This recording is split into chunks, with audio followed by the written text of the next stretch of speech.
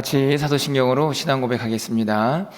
전능하사 천지를 만드신 하나님 아버지를 내가 믿사오며 그 외아들 우리 주 예수 그리스도를 믿사오니 이는 성령으로 잉태하사 동정녀 마리아에게 나시고 본디오 빌라도에게 고난을 받으사 십자가에 못 박혀 죽으시고 장사한 지 사흘 만에 죽은 자 가운데서 다시 살아나시며 하늘에 오르사 전능하신 하나님 우편에 앉아 계시다가 저리로서 산자와 죽은 자를 심판하러 오시리라. 성령을 믿사오며 거룩한 공예와 성도가 서로 교통하는 것과 죄를 사하여 주시는 것과 몸이 다시 사는 것과 영원히 사는 것을 믿사옵나이다. 아멘. 우리 찬송가 366장입니다. 어두운 내 눈 밝히사 366장입니다.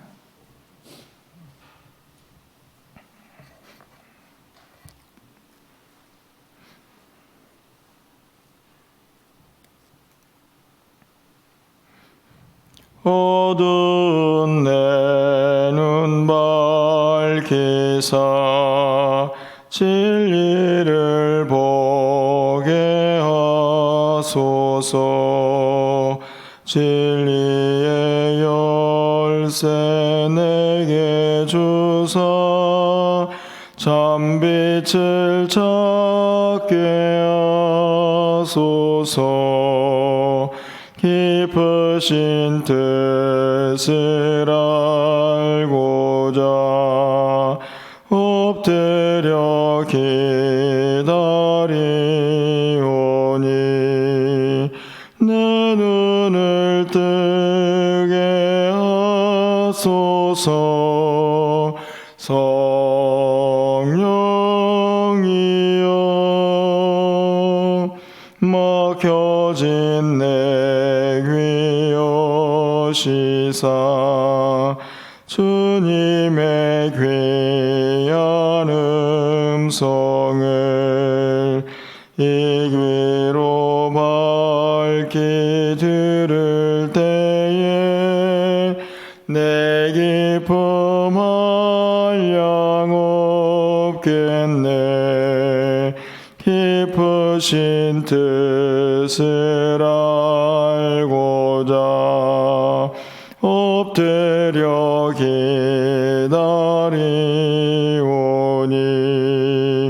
내 귀를 열어주소서.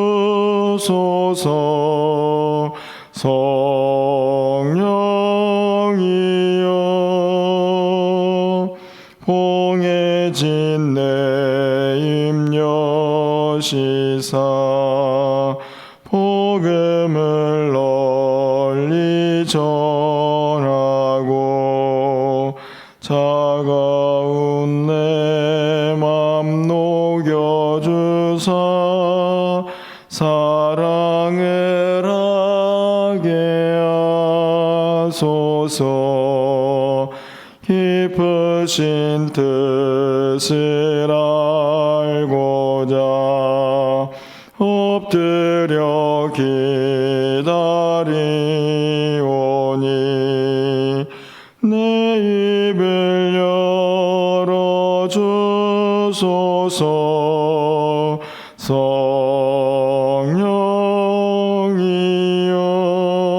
성령이여. 아멘. 오늘 하나님 말씀은 요한복음 7장 14절에서 24절까지 말씀입니다. 신약성경 155쪽에 있습니다. 요한복음 7장 14절에서 24절까지의 말씀을 한 절씩 교독하고 24절 함께 읽겠습니다. 이미 명절의 중간이 되어 예수께서 성전에 올라가사 가르치시니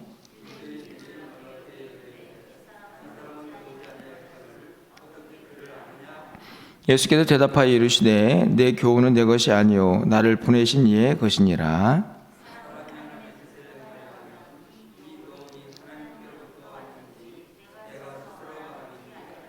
스스로 말하는 자는 자기 영광만 구하되 보내신 이의 영광을 구하는 자는 참되니 그 속에 불의가 없느니라.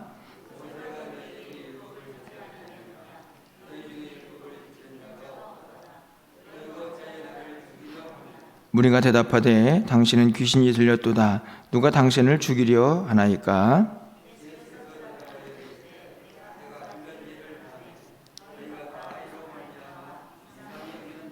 모세가 너에게 할례를 행했으니 그러나 할례는 모세에게서 난 것이 아니요 조상에게서 난 것이라. 그러므로 너희가 안식일에도 사람에게 할례를 행하느니라.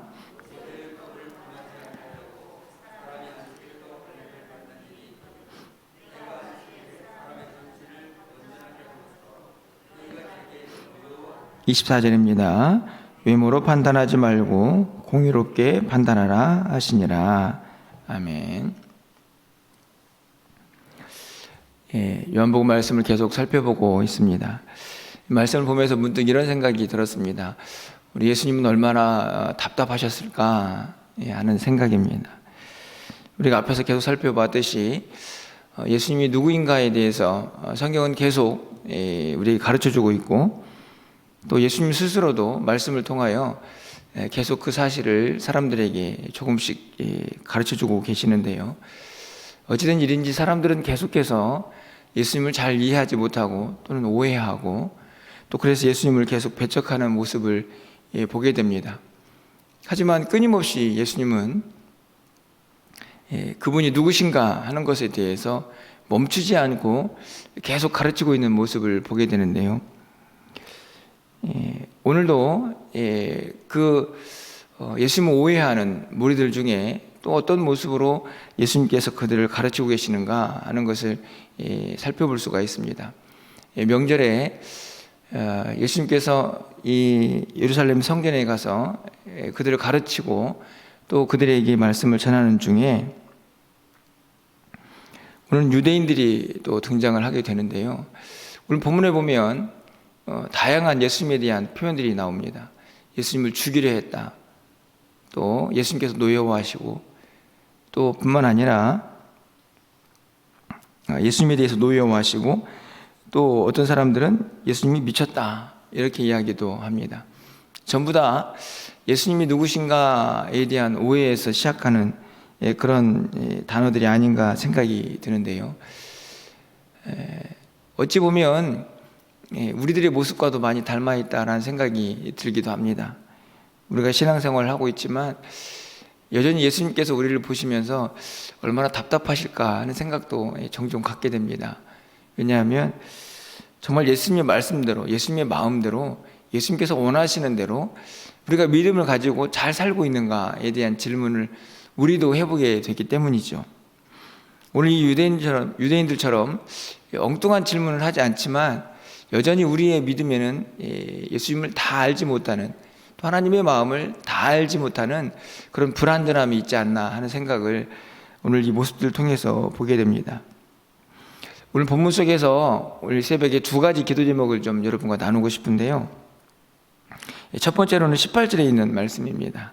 18절 말씀을 좀 함께 읽도록 하겠습니다. 읽겠습니다.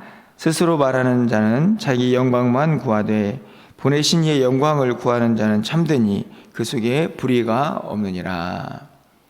여기에서 스스로 말하는 자는 누구일까? 그리고 또 보내신 이의 영광을 구하는 자는 누구일까? 우리가 쉽게 이해할 수 있습니다. 여기서 스스로 말하는 자는 율법주의자들이죠. 다시 말하면 율법 교사들이라고 말할 수 있습니다. 그 당시에 종교 지도자리라고 말할 수도 있을 것 같습니다. 열심히 율법을 전합니다. 사실은 그런데 그 율법의 참된 의미가 무엇일까요? 결국은 하나님을 어떻게 잘 섬기느냐의 문제인데, 그것을 가르치는 자들은 어찌된 일인지 그 율법의 주인인 하나님을 어떻게 잘 섬기느냐, 그러면 자기도 그 안에 포함되어 있는 대상이 아닙니까? 가르치는 자이지만 자기도 하나님을 잘 섬겨야 하는데, 오늘 이 18절 말씀 보면 스스로 말하는 자, 그렇게 율법을 가르치는 자들이 어찌된 일인지 그 율법의 주인이신 하나님을 높이는 게 아니라 자기를 뽐내는 것이죠. 야, 내가 이 정도의 율법적 지식이 있어. 그러면서 자기를 드러냅니다. 자기의 영광만 구하죠. 그런데 또 다른 한 인물이 있지 않습니까? 보내신 이의 영광을 구하는 자가 있습니다. 바로 예수님이시죠. 그분도 열심히 하나님의 마음을 전하고 있고 또 복음을 전하고 또 하나님 나라를 선포하고 있지만 철저하게 누구의 영광을 구하느냐? 나를 보내신 이의 영광, 자기 자신의 영광이 아니라 보내신 이의 하나님의 영광을 구한다, 이렇게 말씀하시면서 누가 진짜 참되고 불의가 없느냐 이렇게 묻고 계십니다. 사실은 율법을 가르치는 자, 그래서 자기가 얼마나 율법적인 지식이 있는가 뽐내는 자들에 대한 경고의 메시지이기도 하지만 사실 우리의 모습도 마찬가지가 아닌가 생각이 듭니다. 결국 우리가 이 땅을 살아가는 동안에 누구의 영광을 위하여 살고 있느냐 하는 문제를 동일하게 질문을 받고 있는 것이죠. 물론 이렇게 질문하면 우리 모두는 이미 말씀에서 배운 대로 우리는 하나님의 영광을 위해서 삽니다, 이렇게 말씀을 하는 사람들이 아마 대부분일 것입니다. 그런데 정말 진심으로 내 삶의 모든 영역이 내가 아니고 하나님의 영광인가 하는 것을 좀 돌아보게 되면 사실은 쉽게 저는 하나님의 영광을 위해서만 삽니다 라고 답하기가 어렵지 않나 하는 생각이 드는 것이죠. 어찌 보면 우리의 신앙도 매우 자기중심적이고 내 것에 대한 욕심, 그리고 그래서 내 것이 채워지지 않는 것에 대한 불안, 염려, 그리고 그것에 대한 불평들, 이것들이 우리 안에 가득하지는 않나. 정말 만약에 하나님의 영광을 위하여 산다고 하면 그 내 안에 있는 욕심들이 일어날 수가 없는 것이죠. 왜냐하면 내가 하는 모든 일들, 또 내가 하는 모든 행위들, 내가 가지고 있는 모든 계획들, 그 모든 것들이 하나님의 영광을 위한 것이어야 하기 때문입니다. 그렇다면 오히려 교만이나 불평이나 원망이나 결핍 이런 것보다도 오히려 하나님께서 어떻게 이 일을 이루어 가실 것인가에 대한 기대, 그리고 소망, 이런 것들이 훨씬 더 많을 것이기 때문이죠. 우리가 잘 알고 있는 것처럼 하나님께서 이 땅에 많은 피조물들을 만드시는데 그 창조의 가장 첫 번째 목적은 하나님께 영광을 돌리게 하려 하신다는 사실입니다. 여러분, 이사야 43장 7절에 이렇게 기록이 되어 있습니다. 내 이름으로 불려지는 모든 자, 곧 내가 내 영광을 위하여 창조한 자를 오게 하라.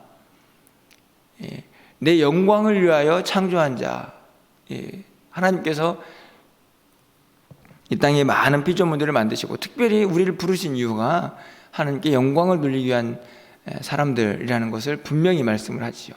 우리가 잘 알고 있는 것처럼 고린도전서 10장 31절 말씀입니다. 그런즉 너희가 먹든지 마시든지 무엇을 하든지 다 하나님의 영광을 위하여 하라. 우리가 암송도 하고 익히 잘 알고 있는 말씀이지만 점점 신앙생활을 하면서 이런 질문을 던져보게 됩니다. 정말 우리가 하나님의 영광을 위해서 살고 있는가? 많이 잊어버리죠. 여러분, 그렇지 않습니까? 저도 이 말씀을 묵상하면서 우리는 정말 하나님의 영광을 위해 살고 있나 하는 생각을 다시 한번 해보게 되었습니다. 분명히 암송도 하는 말씀이고 또 그것을 위해 산다고 이야기를 하고 있지만 신앙생활이 오래되고 이렇게 횟수가 한 해 한 해 지나가면서 믿음 생활은 더 길어지고 있지만 이 가장 기본적인 누구의 영광을 위해 살고 있는가 하는 이 질문에 대해서 점점 우리가 망각하고 있는 것은 아닌가, 잊어가고 있는 것은 아닌가 하는 생각을 다시 한번 해보게 되는 것입니다. 그래서 오늘 새벽에 우리가 기도할 때는 첫 번째 기도 제목으로 나는 정말 누구의 영광을 위해 살고 있는가, 내 삶의 중심은 하나님인가 나인가 하는 것을 좀 돌아보면서 이 아침에 기도할 수 있었으면 좋겠다 하는 생각을 갖게 됩니다. 또 한 가지는 24절에 있는 말씀입니다. 우리 24절 말씀을 함께 좀 읽어보도록 하겠습니다. 24절입니다. 외모로 판단하지 말고 공의롭게 판단하라 하시니라.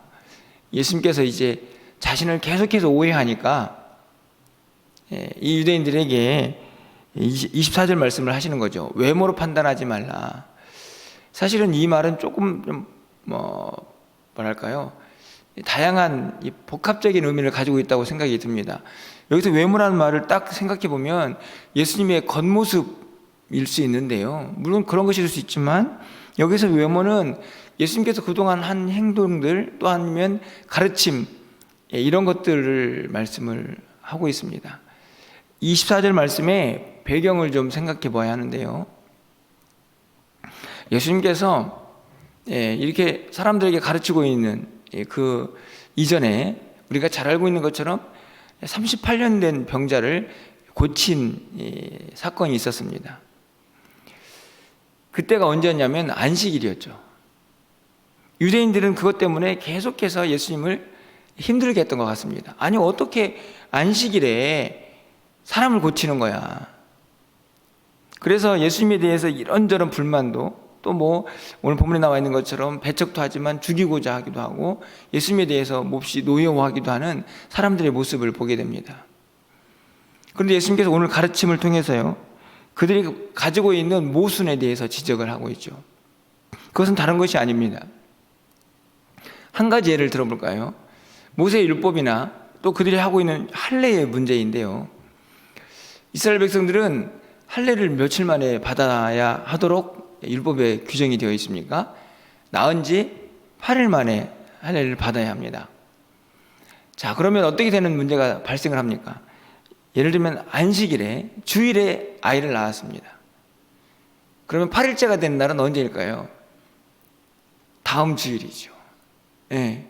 그러면 이스라엘 백성은 어떻게 해야 합니까? 율법대로 할례를 행하죠. 할례를 행하지 않습니까? 예수님께서 지금 그 말씀을 하시는 겁니다. 23절 말씀을 보면 모세 율법을 범하지 아니하려고 사람이 안식일에도 할례를 받는 일이 있다. 바로 이런 경우죠. 모세 율법을 지키려고 안식일에 할례를 행합니다. 그런데 안식일의 규정은 무엇입니까? 안식일의 규정은 일하지 않는 거잖아요. 여러분들 제가 지금 무슨 말씀을 하시는지 예수님께서 뭘 지적하는지 이해가 되십니까? 분명히 이 율법에 충돌이 있지 않습니까? 8일 만에 할례를 받아야 한다는 규칙 때문에 안식일을 지키라는 규칙에 충돌을 일으켜서 이스라엘 백성들이 지금 자기들 스스로도 율법을 지킨다고 하면서 안식일을 지키지 못하는 그 이야기를 하고 계시는 겁니다. 그러면서 23절 말씀을 보면 너네들이 그렇게 안식일에 할례도 행하지 않느냐. 나는 사람을 고쳤다. 사람을. 단순히 할례만 행하는 게 아니고 한 사람의 인생을 바꾸는 전신을 건전하게 하는 건강하게 하는 일을 행했는데 뭐가 문제냐 이렇게 말씀을 하시는 겁니다. 그러면서 외모로 판단하지 말라. 그러면서 의롭게 정확히 판단하라 이렇게 말씀을 하시죠. 이 말씀을 조금 더 깊이 생각해 보면 겉으로 보여지는, 쉽게 말하면 그들이 지금 율법을 붙잡고 있는데 율법의 중심이 뭐냐, 본질이 뭐냐, 더 깊이 들어가 보면 율법에 담긴 하나님의 마음을 너희들이 볼 수 있느냐 하는 이야기를 하고 계시는 겁니다. 그것이 바로 24절에 있는 말씀이죠. 외모로 판단하지 말라. 다시 말하면 겉으로 보여지는 피상적인 것들로 그 본질을 오해하지는 말라 하는 말씀입니다. 저는 24절 말씀을 보면서 또 깊은 묵상이 드는데요. 갖게 되는데 그것은 다른 것이 아닙니다.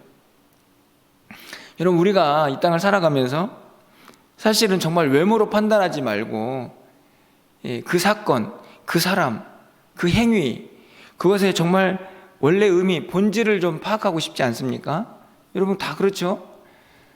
그런데 어찌된 일인지 우리는 그런 능력이 매우 부족합니다.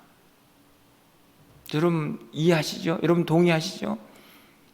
우리가 가지고 있는 선입견, 그동안에 보았던 많은 일들의 경험치들, 그리고 이게 맞는 거야 라고 생각하는 것이 때로는 오해가 되어서 그것이 진리인 것이라고, 그것이 본질이라고 생각하면서 사건이나 사람들을 판단할 때가 참 많이 있습니다. 다시 말하면 어떤 일의 본질을 제대로 파악하는 일에 우리가 능숙하지 못하다는 말씀이죠. 그게 우리가 가지고 있는 한계입니다. 연약함이죠. 우리가 오늘 366장 찬양을 불렀는데 찬양을 부르면서도 그래 이런 기도가 나와야 되는데 하는 사실을 또 다시 한번 깨닫게 됩니다. 내 눈을, 내 귀를, 내 입을 열어달라고 하는 이 간절한 찬양의 가사들이 오늘 우리가 외모로, 겉모습으로 무엇인가를 판단하면서 그래서 오해하지 않기 위한 우리의 간절한 소원이 아닐까 하는 생각을 갖게 되는 것입니다. 결국 그러면 어떻게 하면 예수님께서 말씀하신 것처럼 외모로 판단하지 않고 정말 진리를 또 본질을 제대로 이해할 수 있을까?